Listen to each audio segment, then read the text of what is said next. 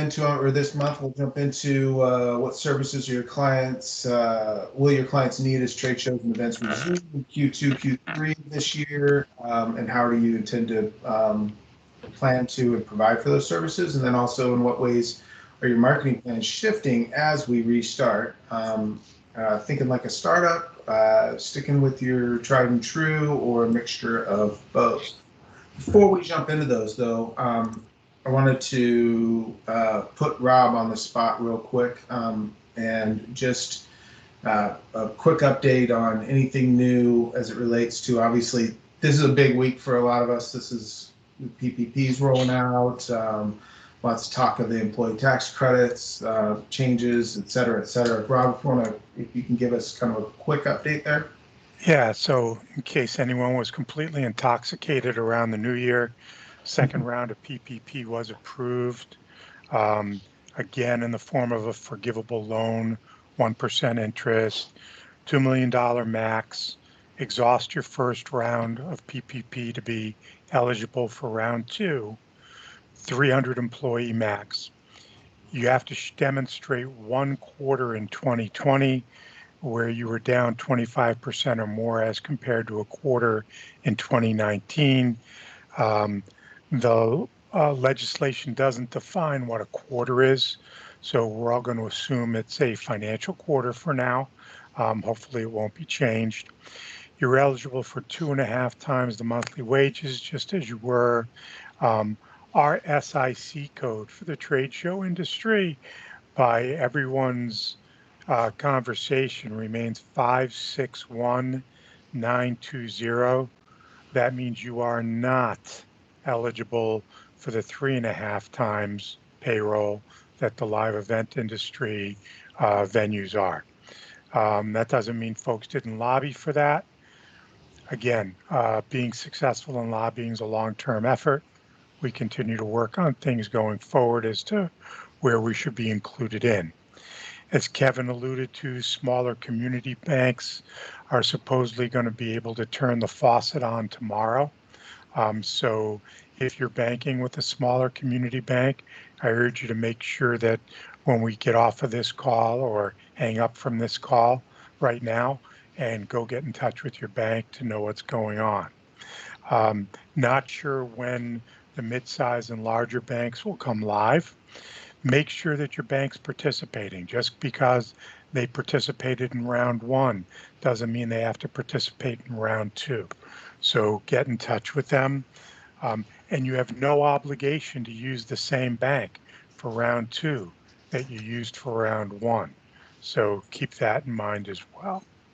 There is a new form from the SBA that's available right now on their website, or put it up in the chat room, your email address, and I'll email it to you. It doesn't mean your bank's going to use that form, but at least it gives you the ability to prepare for what the SBA is asking for, so you can have that data ready and available. You're not going to be required to certify unless your bank requires it. At the time of applying the quarter that you were down in, you'll have to certify that at the time that you seek loan forgiveness. I'm sure most banks are going to ask for something up front, though. I also urge you, if you're within one of those lower income zip codes, EIDL grants are supposedly going to be available again. The first round of funding was exhausted. If you're within one of these zip codes, you can be eligible for up to a $10,000 grant. It's $1,000 per employee, up to 10 employees. Also, EIDL loans continue to be available as well.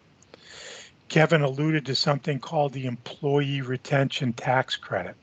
I'm not going to pretend to be the accounting guy on this call, but I will tell you this could be worth in Q1 and 2 up to $7,000 per employee per quarter in tax savings. Speak to your accountants. There are also savings going back to 2020. Again, speak with your accountant. It's the Employee Tax Retention Credit. I also urge you to take a look at what your states are offering. For example, Massachusetts, if you showed a loss of profit in Q1, you may be eligible to apply for some grants through the state. So check and see what your states are offering in terms of grants. You may also have to make a decision as to what's more beneficial to you, the state program or a federal PPP program. Some states will X you out of one if you're applying for the other. So be aware of what's available there. That's a quick down and dirty, Kevin, of what I know of what's going on.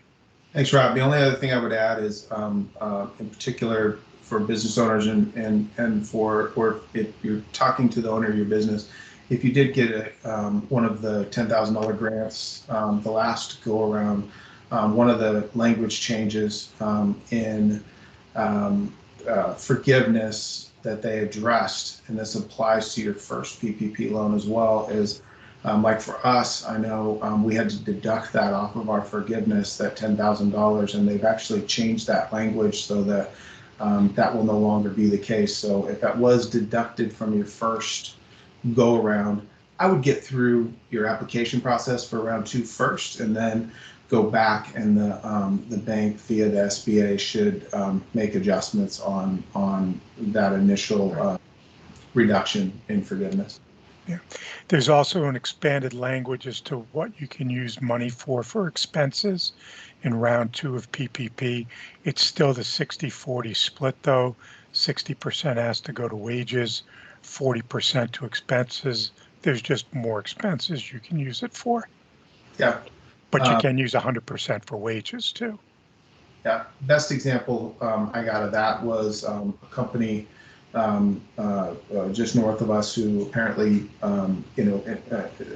they invested some money in some new machinery to build their product, and that investment happened in late 2019.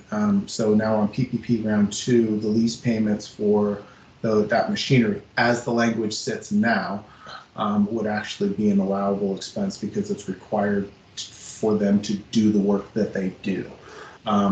But we'll see what happens with that language. So, well, thanks, Rob. I appreciate that. Pleasure. All right, let's jump in. What services will your clients need as trade shows and events resume in Q2 and Q3? And how are you going to provide those services? Who wants to be bold and jump out first with their thoughts on that one? I'm going to call on Eric then. I think folks are just going to be looking for guidance and experience. Think about the staff and all the other challenges they have running right now to get started back up into events if they kick live, and with Craig and his team doing virtual pieces and things like that, how they can transition back into live. They need bodies, they need minds, they need experience. So that's easy for all of us to offer, just being who we are and what we do. Yeah, much of a stretch from how we operate normally, just being available. I had someone mention that, Eric, in one of our other calls, and thinking back, and it made me think back to coming out of 09, 10, and 11, where a lot of our distributor partners like yourselves found themselves kind of in that, you really were that extension of your clients' companies, where helping them manage, get back into shows, choose the shows they wanted to do, because that staff that was managing that before is not necessarily there. It seems like some of that staff is still there with end clients right now, but their staffs that worked for them and helped them in that regard have in large part been shrunken down. Yeah, I agree. We're seeing the same thing we're seeing that consistently. As we start some of these discussions back up, people are so torn in so many different directions. It's going to be a challenge for them to jump on. Sure. Dick? Actually, I think that I would probably just add on to that a little bit. I think that the marketing departments are going to be a lot smaller, as ours is. And I think outsourcing is going to be a big deal, not only for our clients, but also for us. And I think we got to find some good marketing companies that we can work with that can actually work for us to help our clients. And I think virtual is obviously going to be there in some form. I don't know what. We're still trying to figure that whole thing out. But I think that also, I think more project management related services. I think our clients who have done some of their own show services related kind of stuff, if they haven't allowed us to do them, I think we're going to probably do a lot more of that with them. They just aren't going to be staffed as well. I get to say the same thing for us. We're not going to be staffed either. And I think that's going to be the hardest thing is as the clients start looking for us to do more, our staffing is so lean right now that it's going to take us some time to ramp back up. And I think we're all going to be wearing so many different hats. And it's going to put some real pressure, not just on us, but I think all marketing related companies that have a marketing department trying to figure out who can do what. I think that's going to be a big, big deal. And I think outsourcing is probably going to be where we're going to have to be to help try to solve some of that. I've not necessarily found yet an outsourcing where I can actually bring in kind of a project management kind of a concept. Because our industry is so unique, we have to teach them how to do that, and then we might as well just hire it back again if the people are available. So I think that we've got a number of people in graphic design and creative that we're using. And I think that's in some of the companies, their marketing staff is going to be cut in some of those things pretty significantly. Because they aren't doing some of the stuff they maybe normally done. They're doing brochures and new product stuff, but they're not doing, obviously, trade show events and live events at all. And they've just cut back just the same as all of us. Maybe not to the degree of us, but I think that's going to be really critical is that we have that resource readily available for our clients. I agree. I'm going to ask Greg next, but to lead into that, I see that as a good bridge potentially for the build side to partner with companies like Greg's, other companies in those spaces where we've got certain capabilities on our side, they've got capabilities on their side, and boy, from a joint venture standpoint, project for project, we have the ability to really add some powerful value to the end clients. But Greg, what are your thoughts? Yeah, I don't, first of all, I think we just got to remain as agile as we can be because there's not kind of one size fits all solutions. I think on the one hand, I'm feeling, maybe a little bit pessimistic's the wrong word, but maybe realistic around kind of how things are going to roll back in. It's just going to be one step up and two steps back until it's two steps up and one steps back. It's just the way it's going to go. And, I am having conversations now with where we're being asked to basically fill gaps. And that's kind of what we're talking about here is staffs have been cut or like I've got a call this afternoon, for it's a virtual event, but it's in 2 weeks or 2.5 weeks. And it's like, they're scrambling because they need help, not so much in production, but just in kind of project management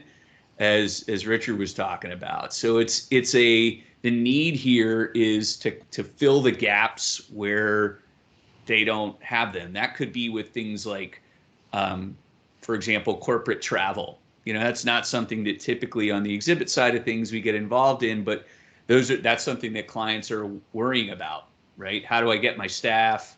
where they're supposed to be, particularly if it's not a huge company that uses a travel service now, or if they've cut that travel service off of their expenses.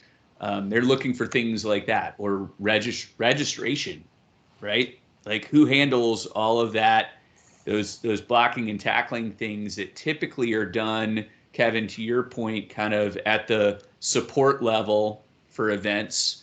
Those are things that, I think as an industry, we need to do everything we can to kind of remove those barriers, so that when the event is going to happen, it will happen in person. We're making that as easy as possible, for a company to want to attend. Last comment, it would just be, I'm starting to finally hear some dates from organizations on, one of the things I'm asking is, when are you allowed back in the office? Like, thinking that might be a leading indicator of when they're going to allow corporate travel back and those types of things. So I'm now getting these kind of lukewarm answers where, the latest information is it will be allowed back in June or at the end of Q2 or something along those lines. And I think organizations, from a risk management standpoint, are really looking at, when are we going to be able to have people in buildings? Or it's kind of like what's going to happen with schools, where we're going to have a staggered staff model or something along those lines. So, it still feels like Q3 to me. And some of that might be not necessarily large scale in-person events, but more of this kind of hosted roadshow type of environments where people, it feels like there will be look, we got to go out and see somebody. Like, I got to go out and shake somebody's hand. What can we do to kind of facilitate those types of engagements, even if it's not, a traditional trade show? Yeah. On the corporate travel side, we've been looking in our local area here, and it's super easy in the Portland area to get sort of clouded vision based on what you hear from Nike, Intel, Adidas, Columbia, and they're not. I mean, no one's traveling. Their restrictions are in place until the end of July. But once you get down a couple ratchets, not one, but a couple ratchets below there into their supply chain, most of those restrictions for companies are relenting, essentially in some in March, but usually by the end of March, at least right now. So to your point, Greg, I think there's, and then if you look at a trade show floor, the big boys represent actually a pretty small segment of the actual number of exhibitors at a show. But the smaller companies, which still might be big companies, represent the larger part of them.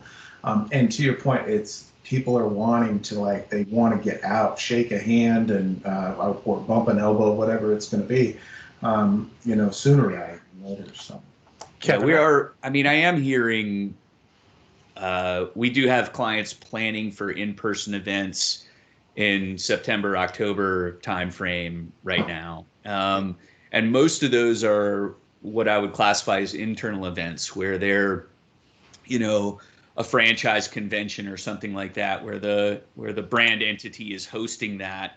Yep. And expecting that their their employees or partners are going to attend those events. So again, that feels like a leading indicator, right? Before Yep. they would maybe, go to a larger venue like Chicago or Vegas or something like that.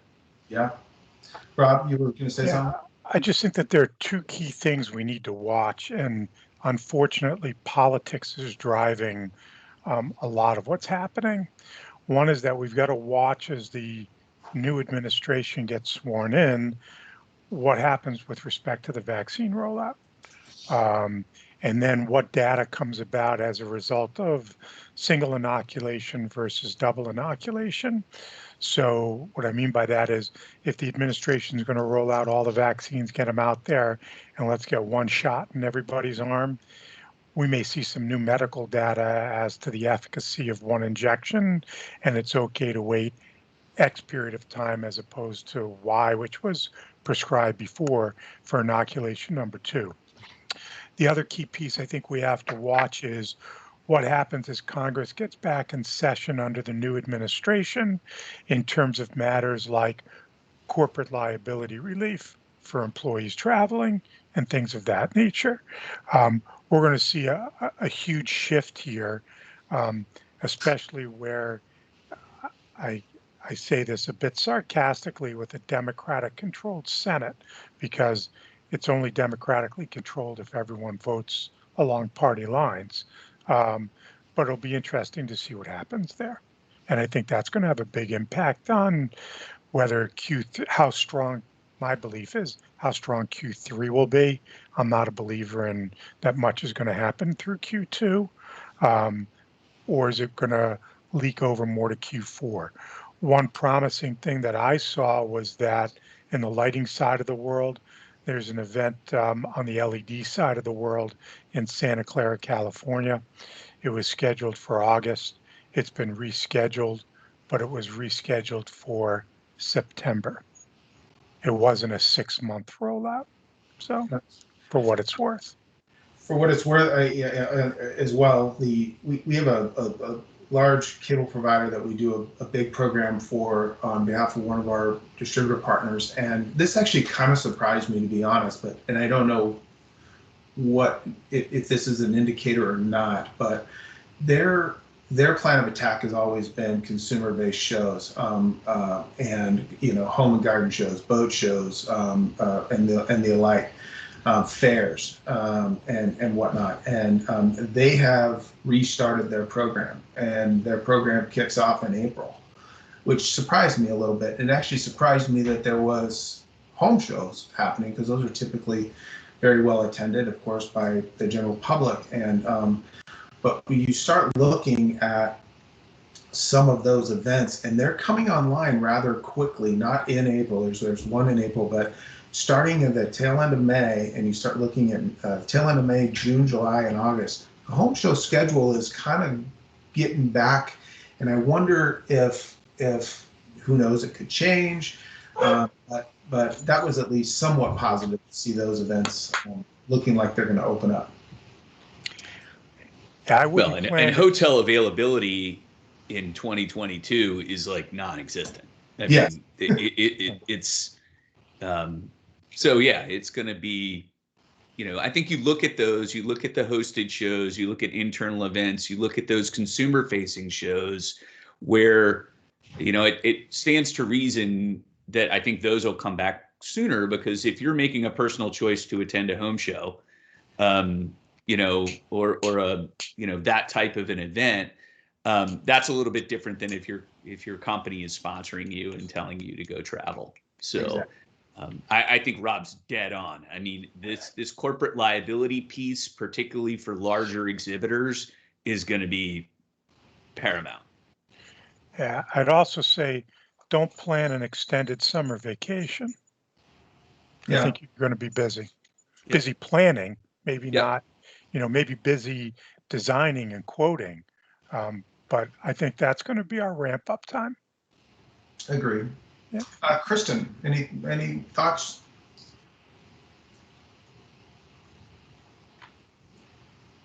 Nothing that hasn't really been said. I mean, yeah, when with the question, the base of the question, my first thought was the same, and I was thinking that the services they need the most right now are administrative services, and I thought Eric had a much nicer way of saying it by needing our experience. But yeah, I definitely agree. Like, we've got a couple agricultural clients who have sort of poked their heads out in the last couple weeks in regards to some shows that are in May and June. Our farmer clients, and anything that they can still do, they are doing. But at this point, most of those shows are virtual. So I think we're just kind of waiting for that liability to decrease, for a willingness for these shows to be happening from the exhibitor side and the association side. I think that's the key. Agree. Gina. So yeah, I think that I can't remember who made this point, but just people reinventing the shows. So just the other day I saw that, or how they're handling the shows or events. The North American International Auto Show was canceled, but they're still doing it in a different format. So it's called Motor Bella is the name of it. I know enough to just be dangerous about this, but it's going to be completely outdoors. And so they're just changing their model, right, to accommodate what we're going through. So, I think personally with Optima, I think we are going to be inundated with print once things start to come back around. A lot of our customers have actually obviously dismantled their print production departments. So I think that we're going to have to really step up for those folks. Beauty of it is hopefully we'll be able to ramp up fairly quickly. And, right now we're only running one shift. So there's obviously room and capacity, but again, you have to get the right people back in place too. So it's going to be quite a juggle, I think, for all of us once things start to turn around. Yeah, it's interesting that like you were talking about the one shift versus, I know you guys have run up to 3 shifts, and for us we've always had 2 shifts, and we've been kind of thinking about in particular the PPPs. We want to have this to run out as far as we possibly can. Definitely we will be taking advantage of 24 weeks, given the choice between 8 to 24 weeks. And part of that is so that we just had a meeting about this morning, which is we want to be able to ramp up, not in a reactionary way, but hopefully in somewhat of a proactive way, that if things continue the way they are, that we can be looking in the middle of May to start ramping up for Rob, what you were saying, a very busy summer, knowing that we're going to probably have to if we can't bring back certain people, we're going to have to hire new people and train them not just as project managers, but as guys on CNC, as guys in the milling department. And that's going to be a huge challenge for all of us, I think, ramping back up. Yeah, and I think that, I think it was Dick who commented on design and marketing support and things like that. One of the things that we're doing is creating a design studio feature for our customers with lots of different types of designers available to you. So, because again, that's another area, it was kind of the first to go when this all started. So in addition to being able to tap into your freelance resources, we're going to be offering up a design studio model as well. Cool. I'm going to capitalize on something before we jump to the second question. Is anybody on the call attending CES currently? Okay. Greg, I'm curious, and I am as well. And as it relates to those services, obviously, very much in your world, does that adjust at all your outlook, seeing how that show is being done, adjust your outlook on how that particular service is going to be provided in the future? Because it's being done quite differently than other virtual events. Yeah, I mean, I hate it personally. I mean, it's even though we've got some engagements at it, like our team isn't even all that excited about them, just because I think it's like what you can do. I really think it's going to be. Let me say this: like, if you believe that there will be a digital component once things come back to in person. And I do believe that. I think it may be overstated, this whole, we're going to be virtual from now. I mean, I don't.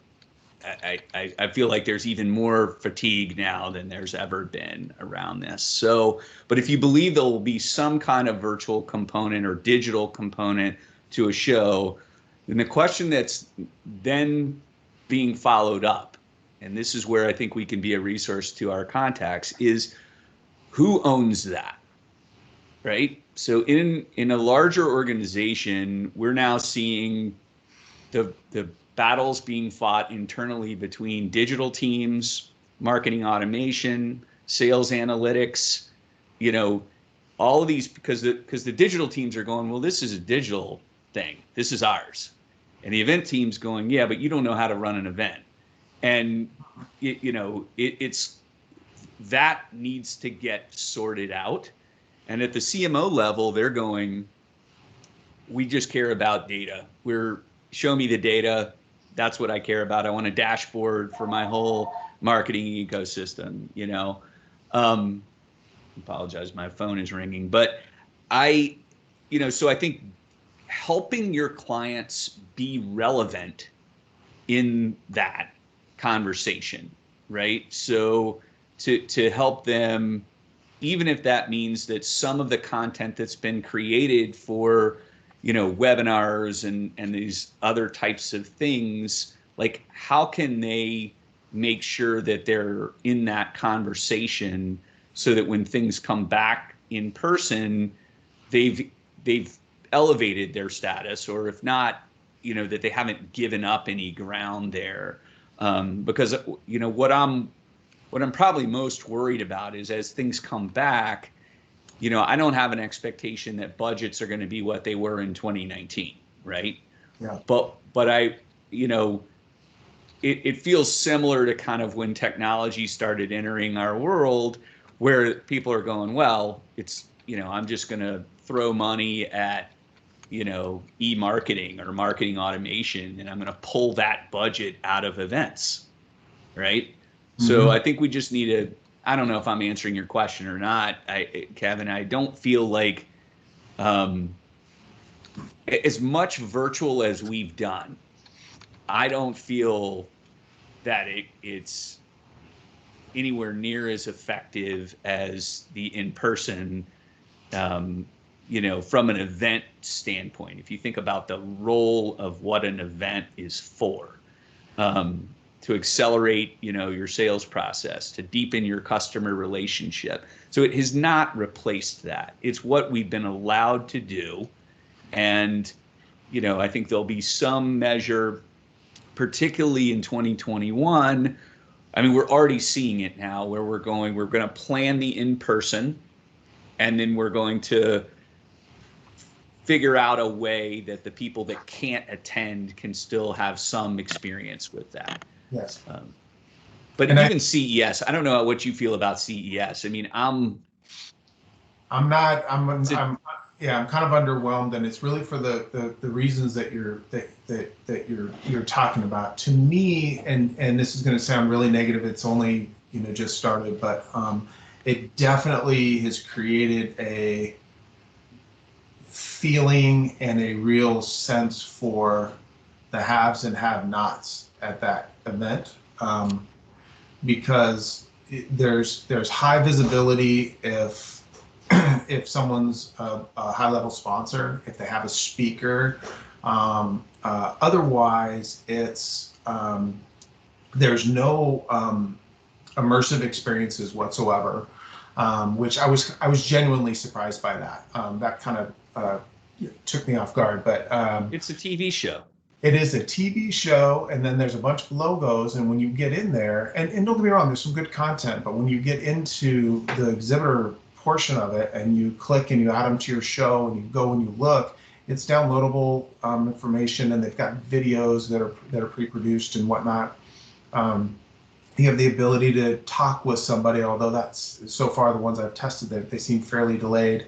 But it just, to your point, it's a TV show in large part, and it's not it's an event. And this is going to sound weird.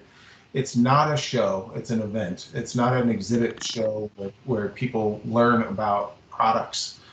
It's a series of commercials. But anyways, I digress. I was just curious to see if anyone else was attending. I'm going to be interested to watch it for the next couple days and kind of see. I do like that you can get the on-demand content for products that you're interested in. That's good. But second question, we'll jump into. Can I just ask one question as a follow-up to this whole thing? Because it has to do with when things are going to restart. And I'm just looking for some input. If we think that things are going to restart maybe sometime in the third quarter, we see it maybe June is when a number of our shows are actually going to start happening, at least right now. If we're going to do that, and we've got a bunch of designs out there that we've done and nobody's bought anything, that all of a sudden they're going to be ready to go to these shows, and then they're going to turn to us, and we aren't going to have people to bring back that fast to do it. Yeah. And we're actually starting to right now say, if you're thinking the show is going to go, March is really when we really got to start thinking about building, because there is a very good chance we will not be able to handle the new displays, probably the graphics and updates, but legitimately new displays will be a problem. I'm looking for actually some input, what other people are thinking about doing and how their sales teams might be starting to touch their clients. I think in what you're saying, Dick, and that, I've seen some distributor partners do a really good job of communicating now to their contacts and saying, and having an honest conversation of, if you all come to me, 4 weeks before all these events kick up, I may not be able to service you. It's going to behoove you to, start acting now and moving forward. But go ahead, Tom. Hey, Dick, I was just curious. You think that you'll be able to go to your clients and say, okay, March is the drop dead dates. Are you willing to give me a 50% deposit to get this process started? Are they going to buy into that? I think so, because they're short as well. But our industry has taught the clients that we can turn things awful fast. Yeah. And we got an emergency. Okay, yeah, we can do it. And there's a good chance some of our carpenters won't be available. I mean, I've got 7 or 8 guys, and some of them may have gotten another job, and I may not feel comfortable actually calling them up and saying, okay, it's time to come back. I think I got enough. And then all of a sudden I don't. Yeah. And so, us ramping up people is a concern, because I don't want to have to go through what we went through a while ago and start laying people off and talking to people and losing people. I believe the vast majority of our people are going to come back, but I got to be honest with them. When do I legitimately think I can keep them employed? And to think I'm going to be able to do what I did with 3 or 4 carpenters that I was doing with 8 with all of our clients. Now, granted, all the clients aren't going to start going to shows right away, but we've got a significant amount of actual designs out there and bids that if people start calling us, we're going to have to start saying no. And that's a really tough thing. So I think teaching them ahead of time or talking to them ahead of time of expectations is a lot. But when push comes to shove, when they got a new product and they're looking to us to perform, it becomes a whole different issue. And we've got to really do our best to educate them of the expectations of what we legitimately can do. Agreed. Yeah, I think it's. I think what we've always done in our industry a good job of presenting timelines. Here's how long it's going to take for a design, and then once it's been approved, what's the timeline to get the approval from the client, and then all that. But that's really going to be much more important now that they understand timelines, especially You know, if like Kevin said, we're not going to have 4 weeks to get approvals on everything and get production started, knowing that you're bringing people back. I mean, you can cross train account managers, project managers to do kind of both their jobs, but you can't cross train carpenters. You know, they know one thing, and that's they're good at it. And you can't take an account manager out to the shop and say, okay, start cutting away. Go build this, right? Well, you know, remember they're looking at it, you know, whoever owns the show or the management company is really making the call, right? So, you know, when NPE canceled, you know, last week, that was a bit of a sucker punch, right? Because we're all going, all right, that's May. But they did that when they did that to give their member organizations and sponsors the ability to recoup, you know, to make that, they kind of took the pressure off of them. But if the show is happening, then an organization's looking at, all right, who are we sending? You know, what are those travel budgets going to be? Like, is our presence going to be reduced or the same? Like, there's a whole series of decisions, I think, that are happening, you know, concurrently, if not before they get to, you know, the exhibit fabrication. So, I mean, I think there's a level of sensitivity around that's, you know, not so much around what we're going to be able to do, but just that, you know, there will be a longer lead leading up to that. And I really would encourage our, you know, we're encouraging our customers to be as, you got to be all over these people, you know, and let your voice be heard, because, you know, especially if you want to attend the show, but you need that lead time, right? We can't, and I do think, and I think we've seen this even within the event industry with exhibitor, there's different financial pressure in 2021. If these events cancel, that can be catastrophic, right? I mean, you know, we've got a huge Mobile World Congress usually happens in February. It's been pushed out to June. I haven't talked to anybody who thinks we're going to have hundreds of thousands of people in Barcelona in June. Like, you know, but I really legitimately don't know if that organization can survive 2 years without that event, you know? So, you know, I hear what you're saying, and I completely agree. I think we just got to look for ways to help our clients to communicate to, you know, that show entity that you got to give us as much warning as you can. Some of you guys that exhibit at exhibitor have probably, you know, been through that process. So. Yes, absolutely.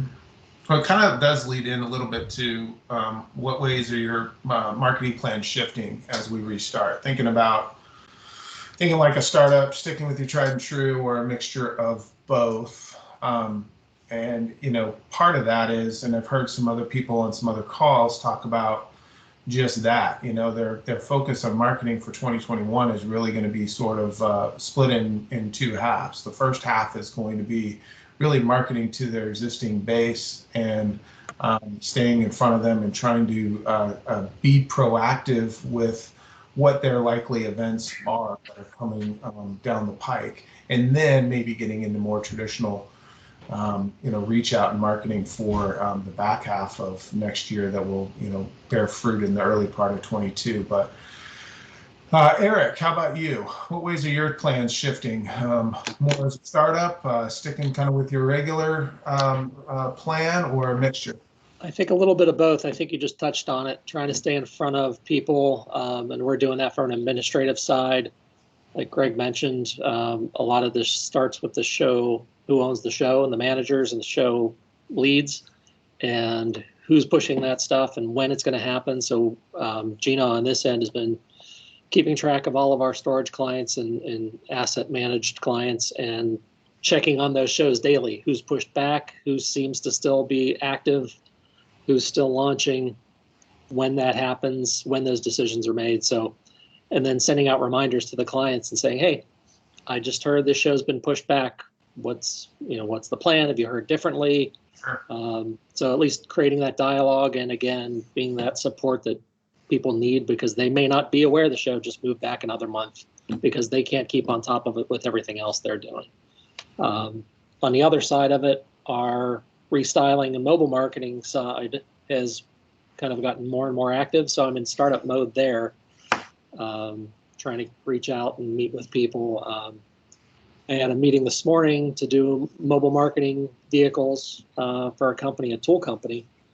And again, I keep referencing Greg, it's something you had mentioned about, where do you pull money from?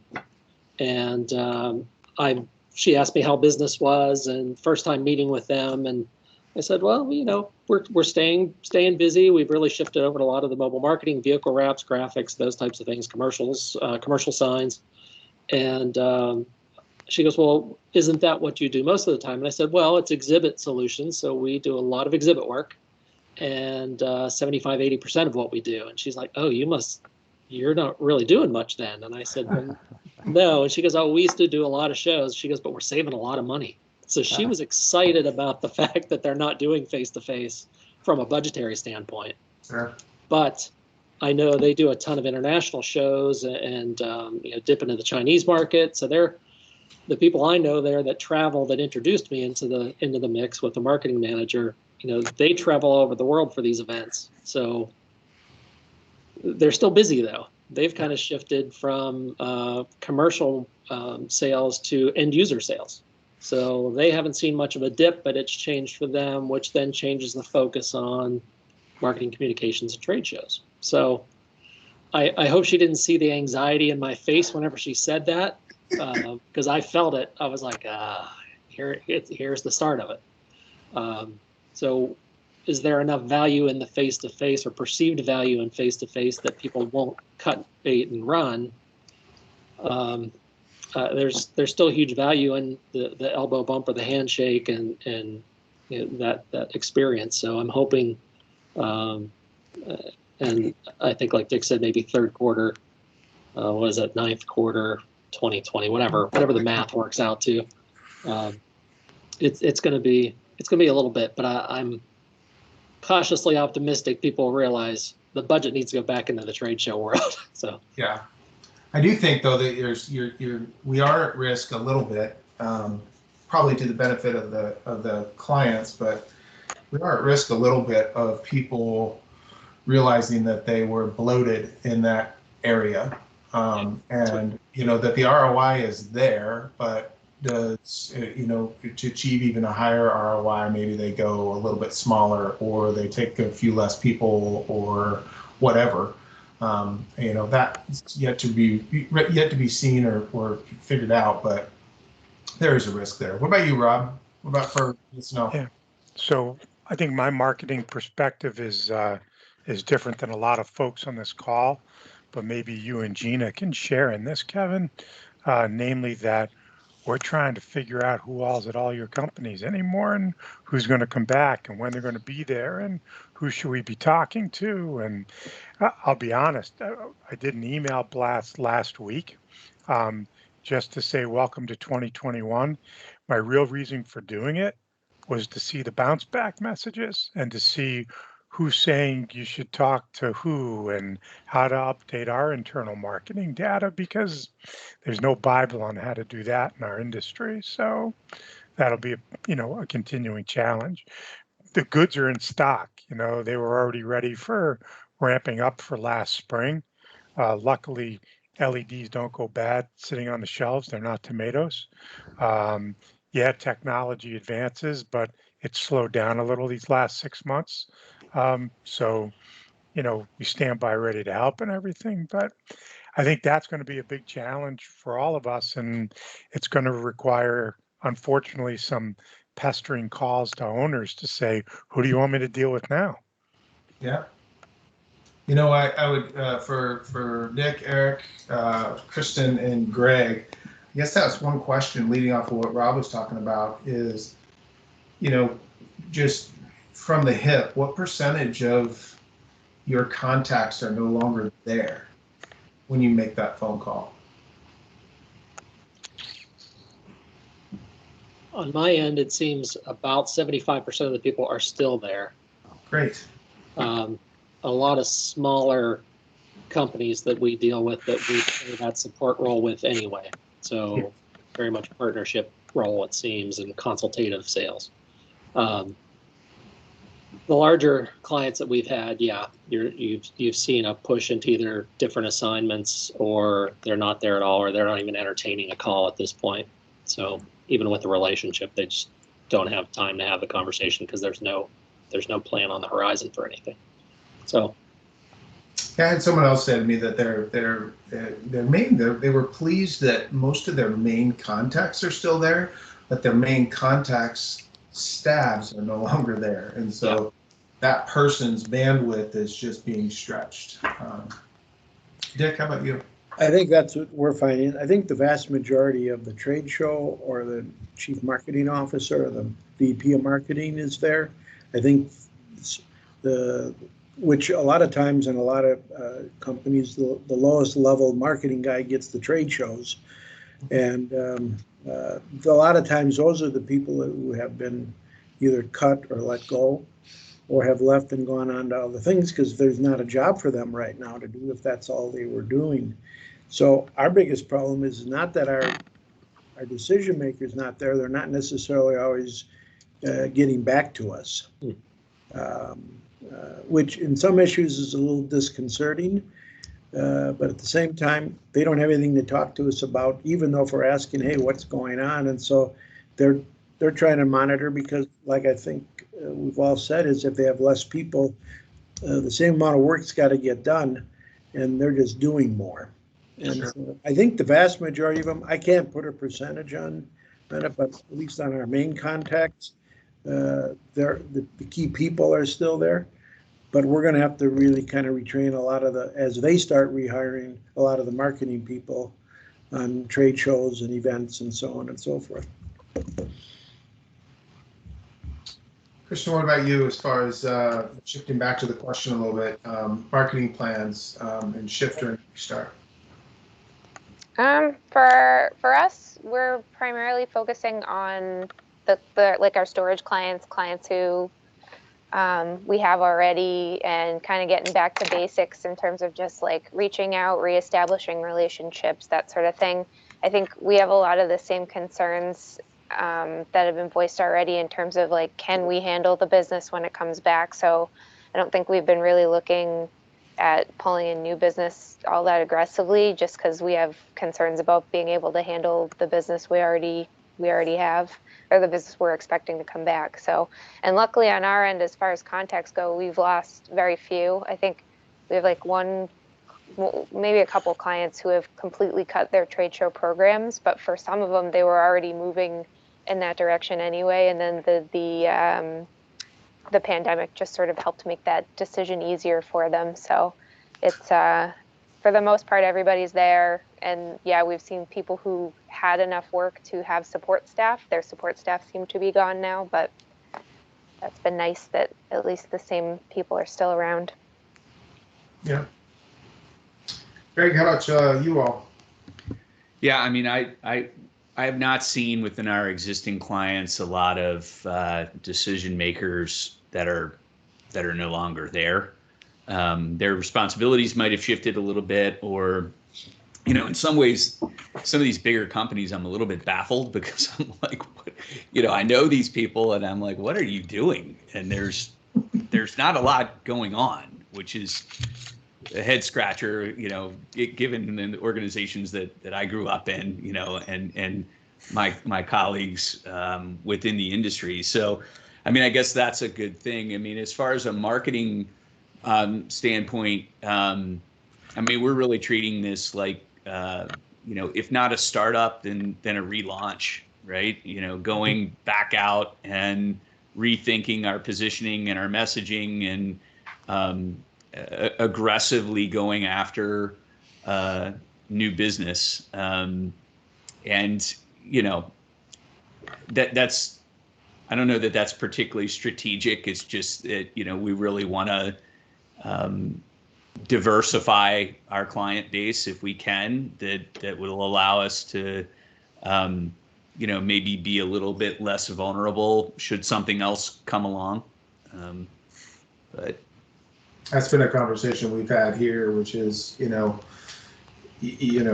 lessons I think I shared before on one of these calls, one lesson learned about how siloed we were, but probably even more importantly is what's that percentage of your business going to look like in the future, in the different pockets. And it's the scales have got to be more even, just because no one ever obviously imagined this would happen, but boy, it exposes your own vulnerabilities immediately if you're heavily relying on one particular market.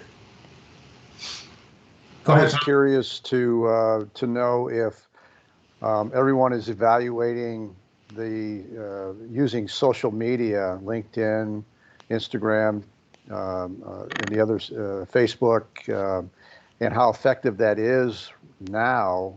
Is it more effective now? Is it less effective now? So Tom, I think that's a good point. I mean, I try to use LinkedIn more for industry work that we're doing. I don't want to see LinkedIn turned into a sales tool, because I think it really turns people off. To me, it's a great information medium. I don't see Facebook as a particularly valid tool for selling product or communicating in the business world. And, again, Instagram doesn't seem to be a business world for B2B avenue for selling things. So I hope we continue to use tools like LinkedIn more for making connections, awareness, and talking about industry issues. I totally agree with LinkedIn has become much more powerful for us, communicating thoughts, ideas, shared knowledge with others.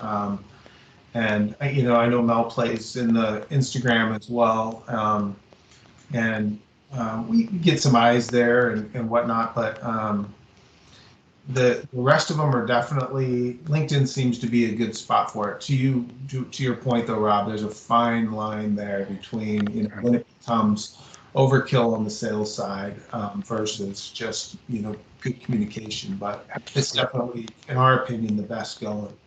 Yep.